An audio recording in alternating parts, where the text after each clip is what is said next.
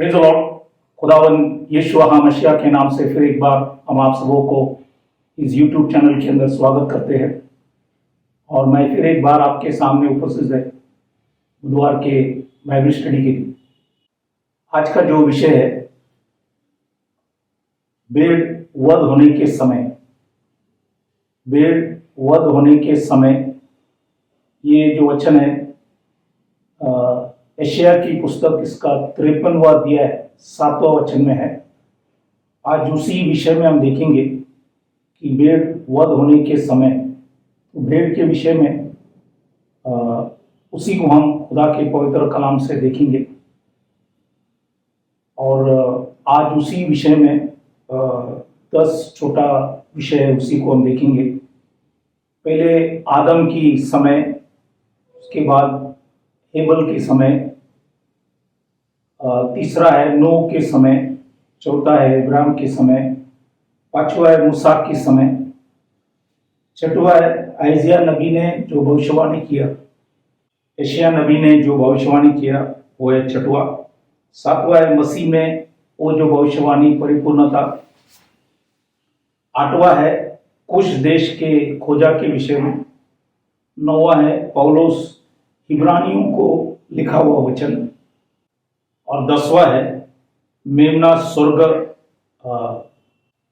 स्वर्ग में। तो ये 10 छोटा विषय के बारे में आज खुदा के पवित्र कलाम से हम देखेंगे। तो वचन में जाने से पहले हम दुआ करें ताकि खुदा हमें वचन की अच्छी समझ दे। तो आइए अपनी आंखों को बंद करें, सिरों को झुकाए, हम प्रार्थना करें। Hallelujah hallelujah. खुदावन यीशु मसीह के समय के लिए प्रभु धन्यवाद करते कि फिर एक बार प्रभु आपने हमारे जीवन के अंदर मौका दिया, वक्त दिया, इसके धन्यवाद करते। विशेष करके आज के रोटी के लिए हम प्रार्थना करें। तोड़ते टाइम प्रभु हमारी समझ को खोल, पवित्र आत्मा से हमें प्रकाशित कर ताकि समझकर तुझे आदर करे, सम्मान करे, तेरे नाम की महिमा करे। जितने हम सीखे समझे प्रभु हम घटे और आप हमारे जीवन के अंदर बढ़े। सबों को आशीष कर, सुनने वाले सुनाने वाले के ऊपर दया कर, अनुग्रह कर, सबों को तेरे मार्गों में चला। छोटी सी विनंती खुदावन यीशु मसीह के नाम से मांगता हूं, सुन कबूल कर, आमीन। तो आज का जो विषय है भेड़ वध होने के समय, इसी के विषय में आज हम कई बातों को देखेंगे। ये वचन जो है यशायाह की पुस्तक 53वां अध्याय 7वां वचन, यशायाह 53:7।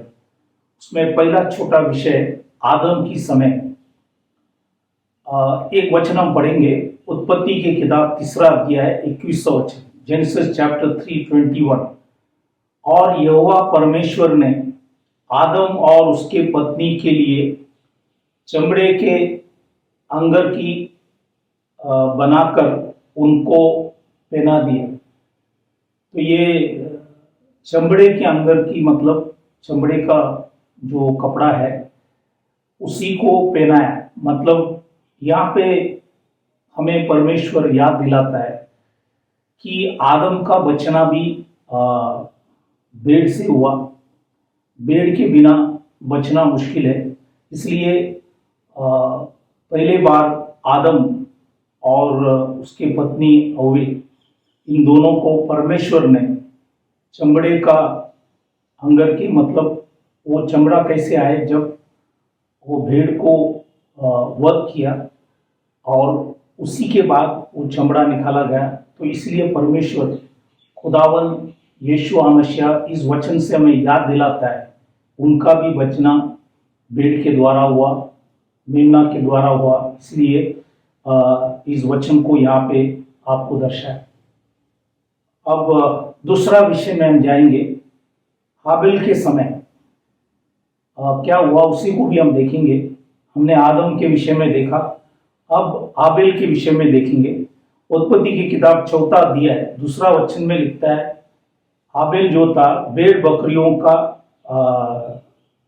चरवा बन गया। तो ये भेड़ बकरियों का चरवा था हाबिल।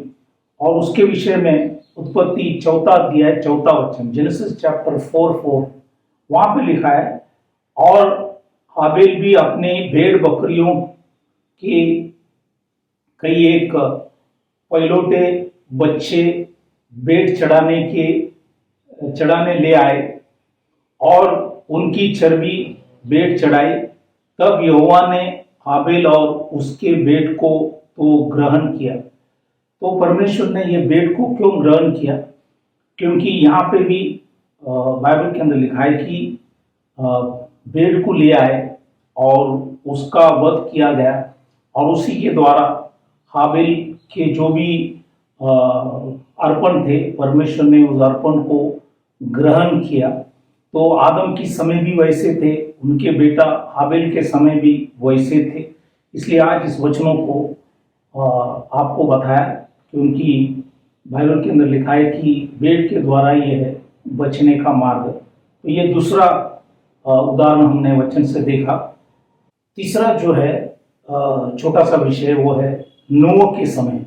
ये नूह के समय भी क्या हुआ, उसी को भी हम वचन से देखेंगे।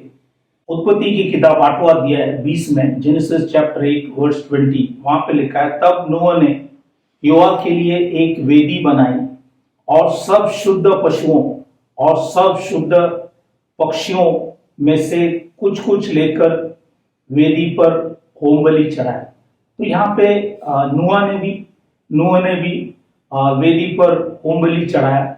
वो भी भेड़ था। तो इसलिए नूह जो है उसकी बचना भी भेड़ के द्वारा ही हुआ। इसलिए हमने यहाँ पे तीसरा उदाहरण और तीसरा विषय हमने खुदा के पवित्र कलाम से देखा। अब हम आगे बढ़ेंगे। चौथा जो उदाहरण है अब्राहम की समय। तो अब्राहम की समय क्या हुआ, उसी को भी हम खुदा के पवित्र कलाम से हम देखेंगे। तो उत्पत्ति इसका 22वां अध्याय 7 और 8 वचन, जेनेसिस चैप्टर 22 वर्स 7 और 8, यहाँ पे लिखा है, इसहाक ने अपने पिता अब्राहम से कहा, ये मेरे पिता। उसने कहा, ये मेरे पुत्र, क्या बात है? उसने कहा, देख, आग और लकड़ी तो है, पर होम बलि के लिए भेड़ कहाँ है? अब्राहम ने कहा, ये मेरे पुत्र, परमेश्वर होम बलि की भेड़ का उपाय आप ही करेगा। तो यहाँ पे अब्राहम ने एक भविष्यवाणी किया कि परमेश्वर होम बलि की भेड़ का उपाय आप ही करेगा, मतलब स्वयं परमेश्वर ही करेंगे। ये एक भविष्यवाणी था और इसहाक ने उसको स्वीकार किया। और वहां पे हम देखा कि जब अब्राहम ने खुद के बेटे को अर्पण करने के लिए जब कोशिश किया, तब परमेश्वर ने उसे रोका और उन्हें वहां पे एक भेड़ दिखाया और बेटे के जगह पे भेड़ को वध किया गया। तो इसलिए अब्राहम की समय भी उनका भी बचना भेड़ के द्वारा हुआ। इसलिए आज हमने इस वचनों को भी यहाँ पे देखा गया। ये है चौथा उदाहरण अब्राहम की समय। अब हम पांचवा उदाहरण मूसा की समय क्या हुआ, उसी को भी हम खुदा के पवित्र कलाम से देखेंगे। निर्गम की किताब 12वां अध्याय 3 वचन, एक्सोडस चैप्टर 12 वर्स 3, यहाँ पे लिखा है कि पितरों के घरानों के पीछे एक एक मेमना ले रखो। तो हर घराना एक मेमना को लेना है। ये मूसा के टाइम जब वो लोग मिस्र देश में थे, फरो के अधीन में थे, तो छुटकारा पाने के लिए खुदा ने उन्हें एक मार्ग बताया। इसलिए कहा कि पिता के घरानों के पीछे एक एक मेमना ले रखो। तो हर घराने को एक एक मेमना जरूरी था। फिर 12वां अध्याय 5वां वचन, निर्गम 12वां अध्याय 5वां वचन, एक्सोडस चैप्टर 12 वर्स 5, वहां पे लिखा है, तुम्हारा मेमना निर्दोष और एक वर्ष का नर हो, और उसे चाहे भेड़ों में से लेना चाहे बकरियों में से। तो ये लिखा गया यहाँ पे। फिर 12वां अध्याय 6वां वचन में, निर्गम 12वां अध्याय 6वां वचन, एक्सोडस 12:6, वहां पे लिखा है, और इस मेमने के 14वें दिन तक उसे रख छोड़ना, और उस दिन गोदली के समय इज़राइल के सारी मंडली के लोग उसे बलि करें। तो सारी मंडली आके उस भेड़ को बलि करे। तो मूसा के टाइम में इस बलि के द्वारा इजरायली लोग बच गए, फरो के हाथ से छुट गए, मिस्र से लोग बाहर आए, आज़ादी पाए। तो इसलिए यहाँ पे भी हमने 5वां उदाहरण बताया कि मूसा के टाइम में भी भेड़ वध होने के समय उन सभी लोग बच गए। तो ये हमने यहाँ पे भी इस वचनों को देखा। छठवां उदाहरण और जो छोटा विषय है वो है यशायाह नबी ने जो भविष्यवाणी की थे उसी के विषय में हम कुछ वचन पढ़ेंगे। वो यशायाह के पुस्तक उसका 53वां अध्याय 7वां वचन, आइजिया चैप्टर 53 वर्स 7। यहाँ पे लिखा है, वह सताया गया, मतलब यीशु मसीह को सताया गया, तो भी वह सहता रहा और अपना मुंह न खोला। जिस प्रकार भेड़ वध होने के समय और बेड़ी उन कतरने के समय चुपचाप शांति रखता है, वैसे ही उसने भी अपना मुंह न खोला। तो खुदावन स्वयं यीशु मसीह, यहाँ पे एक भविष्यवाणी है। आइजिया नबी ने परमेश्वर की आत्मा से भविष्यवाणी किया कि आने वाले दिनों के अंदर कई साल बीतने पर खुदावन यीशुआ मसीह स्वयं आकर वो अपने आप को अर्पण करेंगे। ये अब्राहम ने भी कहा गया, जो वचन हमने ऑलरेडी पढ़ चुका हूं। तो इसीलिए यहाँ पे एक भविष्यवाणी था और ये यशायाह नबी ने यहाँ पे लिखा गया, वो वचनों को हमने पढ़ा और यीशु मसीह के बारे में लिखा है। ये 53वां अध्याय में खुदावन यीशुआ मसीह के नाम तो नहीं है, लेकिन उनका काम यहाँ पे लिखा गया, तो इसलिए ये वचन यहाँ पे पढ़ा गया। अब हम 8वां उदाहरण, 8वां विषय जो है मसीह में परिपूर्णता। ये जो वचन हमने पढ़े यशायाह नबी के 53वां अध्याय 7वां वचन, इसका परिपूर्णता नए करार के अंदर हुआ, क्योंकि आदम के समय, हाबिल के समय, नूह के समय, इब्राहिम के समय, मूसा के समय और इस आइजिया नबी की भविष्यवाणी, ये मसीह के ओर हमें इशारा करता है। इसलिए यूहान के सुवर्तमान पहला अध्याय 29वां वचन, जॉन चैप्टर 1:29, यहाँ पे लिखा है, दूसरे दिन उसने यीशु को अपने ओर आते देखकर कहा, देखो यह परमेश्वर का मेमना है जो जगत का पाप उठाए ले जाता है। तो जगत का पाप उठाने के लिए खुदावन यीशुआ मसीह है और कहा कि ये यीशुआ मसीह ये परमेश्वर का मेमना है। इसलिए यहाँ पे जो भी हमने पुराने नियम के अंदर आदम के समय जो भेड़ हमने देखा, हाबिल के समय में देखा, नूह के समय में जो भी होम बलि हुआ हमने देखा, इब्राहिम के समय देखा गया, मूसा के समय, और यशायाह नबी ने जो भविष्यवाणी किया, ये सब वचन परिपूर्णता नए करार के अंदर यूहान के सुवर्तमान पहला अध्याय 29वां वचन, जॉन चैप्टर 1:29 में इसको पूरा हुआ, क्योंकि यहाँ पे लिखा है ये परमेश्वर का मेमना है। अब यूहान के सुवर्तमान से और भी कुछ वचनों को हम देखेंगे, जैसे यूहान के सुवर्तमान पहला अध्याय 35वां वचन और 36वां वचन, जॉन चैप्टर 1 वर्स 35-36।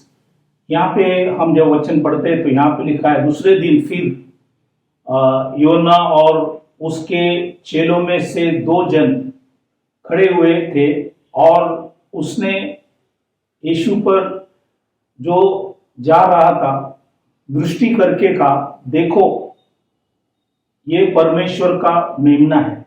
तो यहाँ पे योना और 2 चेले जो वहां पे थे, वो लोगों ने भी कहा परमेश्वर की आत्मा से, ये परमेश्वर का मेमना है।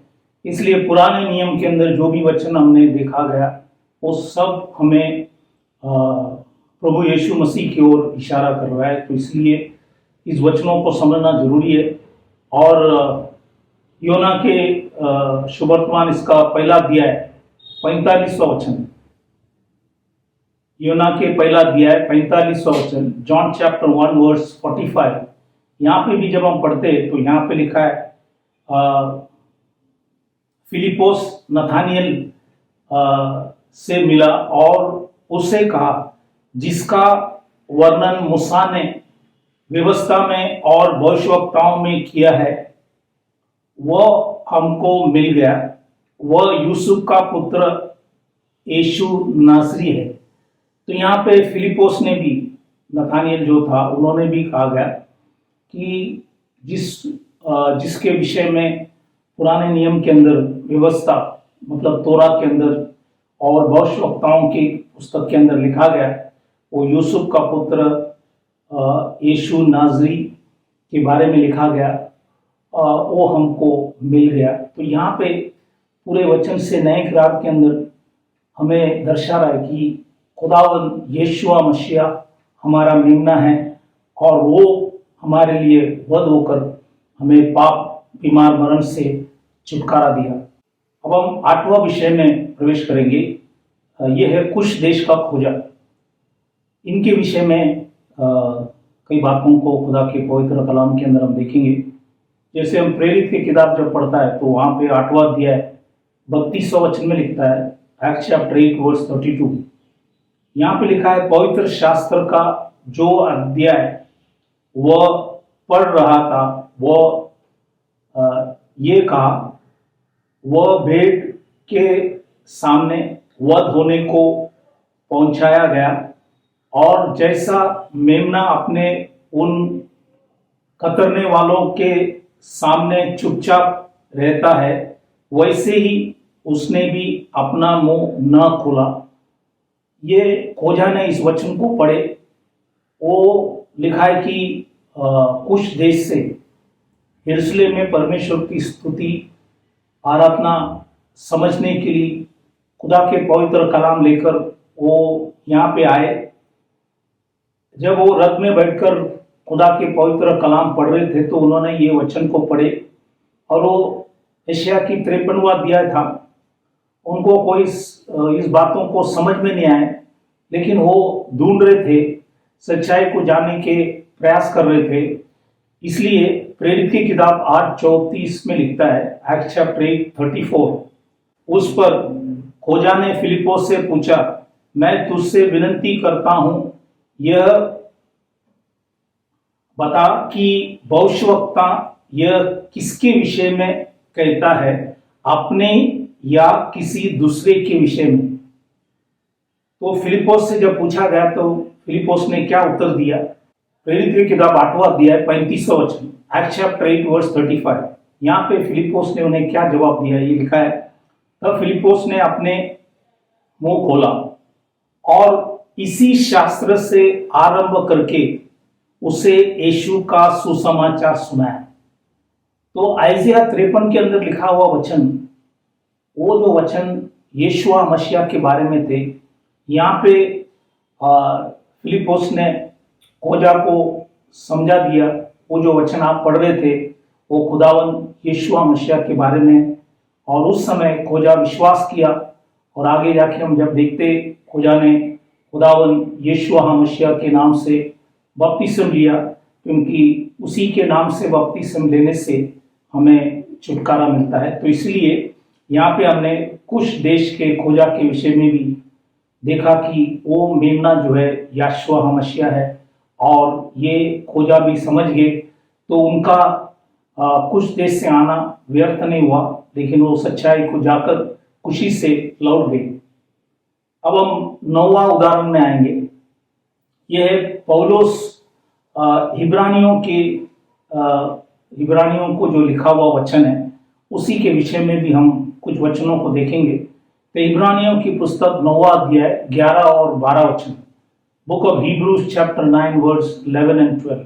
यहाँ पे लिखा है, परंतु जब मसीह आने वाली अच्छी वस्तुओं का महायाजक होकर आया तो उसने और भी बड़े और सिद्ध तंबू से होकर, जो हाथ का बना हुआ नहीं, अर्थात इस सृष्टि का नहीं, और बकरों और बछड़ों का लहू के द्वारा नहीं, पर अपने ही लहू के द्वारा एक ही बार पवित्र स्थान में प्रवेश किया और अनंत छुटकारा प्राप्त किया। तो तो इसलिए यहाँ पे भी परमेश्वर की दास पौलुस जो शुरुआत में प्रेरितों के साथ नहीं थे, लेकिन प्रभु ने उनको चुना और उन्होंने ये हिब्रानी लोगों को लिखा हुआ वचन हमने पढ़े।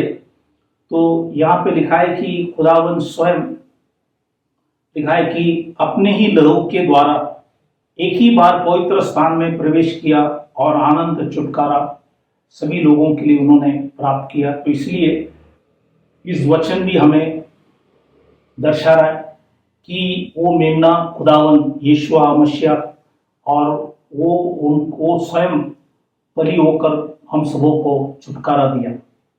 अब हम 10वां विषय में आएंगे। 10वां विषय है मेमना स्वर्ग में। उसी के विषय में हम कुछ वचनों को भी देखेंगे। ये आखिरी बाइबल की आखिरी किताब है, ये प्रकाशित वाक्य 5वां अध्याय 6वां वचन में, रेवलेशन चैप्टर 5-6 यहाँ पे लिखा है। तब यूहान लिखता है, तब मैंने उस सिंहासन और चारों प्राणियों और उन प्राचीनों के बीच में मानो एक वध किया हुआ मेमना खड़ा देखा। तो यूहान ने स्वर्ग में बाइबल में लिखा है एक वध किया हुआ मेमना को उन्होंने देखा। तो इसलिए जो आदम की समय से हमने मेमना के विषय में पढ़ते आए और वो मेमना जो धरती में था और वो अभी बाइबल के अंदर लिखा है वो यीशु मसीह था और वो अब स्वर्ग में है। इसलिए इस वचनों को भी हमने पढ़ा। प्रकाशित वाक्य 21वां अध्याय 22 और 23 में भी लिखा है, रेवलेशन चैप्टर 21, 22 एंड 23 यहाँ पे लिखा है, मैंने उसमें कोई मंदिर ना देखा क्योंकि सर्वशक्तिमान प्रभु परमेश्वर और मेमना उसका मंदिर है। उस नगर में सूर्य और चांद के उजाले की आवश्यकता नहीं क्योंकि परमेश्वर की तेज से उसमें उजाला हो रहा है और मेमना उसका दीपक है। यहाँ पे लिखा है वही मेमना दीपक है। इसलिए प्रकाशित वाक्य हमने 21वां वचन में भी लिखा गया है वो मेमना यीशुआ मसीह बाइबल के अंदर लिखा है। तो पूरे बाइबल के अंदर आज हमने उत्पत्ति से लेके प्रकाशित वाक्य तक आदम के समय में देखा उनका बचना भी मेमना के द्वारा, हाबिल के समय देखा उनका भी बचना मेमना के द्वारा, नूह के समय भी उनका भी बचना मेमना के द्वारा, इब्राहिम के समय भी उनका भी बचना मेमना के द्वारा, मूसा के समय तमाम इस्राएली लोग बंदवाई से छुटकारा मेमना के द्वारा हुआ। यही है यशायाह नबी भविष्यवाणी कर रहा है और उसका परिपूर्णता हमने खुदावन यीशुआ मसीह के जीवन में देखा। और ये यूहान ने उनके सुसमाचार में स्थापित किया कि वो मेमना जो है यीशुआ मसीह है और उसी के द्वारा ही हमें छुटकारा प्राप्त होता है। इसलिए प्रेरितों की किताब 2:38 जब हम पढ़ते हैं तो लिखता है कि पश्चाताप करो, हर व्यक्ति अपनी अपनी पापों की क्षमा के लिए खुदावन यीशुआ मसीह के नाम से बपतिस्म लो तो तुम्हें पवित्र आत्मा का दान पाएंगे। ये यहूदियों के लिए है और जितने भी लोग लंबे हैं वो है अन्य जाति लोग, उनके लिए भी प्रतिज्ञा किया हुआ वचन है। इसीलिए और कोई नाम से हमें छुटकारा नहीं, और कोई नाम से हमें पाप की क्षमा नहीं, सिर्फ यीशु मसीह के नाम से। इसलिए उन्हीं के नाम से ही बपतिस्म जब लेता है तो ही पाप का क्षमा है, नहीं है तो हमारे अंदर चाहे हम कोई भी बपतिस्म लिया हुआ हमारी पाप हमारे में रह जाता है, उसका माफी न होता। इसलिए इस वचनों को समझना जरूरी है। तो ये जो भेद वध होने के समय जो विषय आज हमने देखा, ये पुराने नियम से उत्पत्ति से लेके प्रकाशित वाक्य तक हमने वचन से बताया कि उस मेमने के द्वारा ही बचना है और हमने सबूत किया वचन से कि वो मेमना यीशुआ मसीह जो हमारा खुदा है। इसलिए इस वचनों को समझना जरूरी है। प्रभु इस वचनों से आप सबों को आशीष करे। विदा होने से पहले हम दुआ करें ताकि जो लोग बीमार, तकलीफ, परेशानी, संकट, मुसीबत में, प्रभु उन सभीयों को बचाने के लिए खुदा से हम विनती प्रार्थना करेंगे। तो आइए अपने आंखों को बंद करें, सिरों को झुकाए, हम प्रार्थना करें। Hallelujah, hallelujah. खुदावन यीशु मसीह के इस वचन के लिए खुदावन तुझे धन्यवाद देते कि फिर एक बार प्रभु आपने हमारे जीवन के अंदर समय वक्त दिया आपके वचन प्रचार करने के लिए। खुदावन इस वचन के द्वारा सबों को तू आशीष कर, सबों के समझ को खोल, ताकि सीखकर समझ कर तुझे आदर करे, सम्मान करे, तेरे नाम की महिमा करे। जितने भी लोग सुने समझे उनके ऊपर दया कर, और जो भी लोग बीमार, तकलीफ, परेशानी, संकट, मुसीबत, अलग अलग समस्या में खुदावन हम आपसे विनंती प्रार्थना करें, आपने खाए फटके से उन्हें चंगाई दे, आपने भाई व लोग से उनकी सारी अपराधों को क्षमा कर, उनके ऊपर दया कर, अनुग्रह कर, उन सबों को तेरे मार्ग में तेरी इच्छा से चला। आपने हमारी विनंती प्रार्थना सुना, धन्यवाद कर छोटी सी विनंती खुदावन यीशु मसीह के नाम से मांगता, सुन कबूल कर, आमीन। फिर एक बार मैं आप सबों को धन्यवाद करना चाहता हूं कि आपने खुदा के पवित्र कलाम सुने। प्रभु आप सबों को आशीष करे और वचन पढ़ते रहना, ताकि वचन को हम समझ सके और आदर सम्मान खुदावन यीशु मसीह को हम दे सकेंगे। प्रभु इस वचन के द्वारा आप सबों को आशीष करे। Thank you very much. God bless you. Praise the Lord.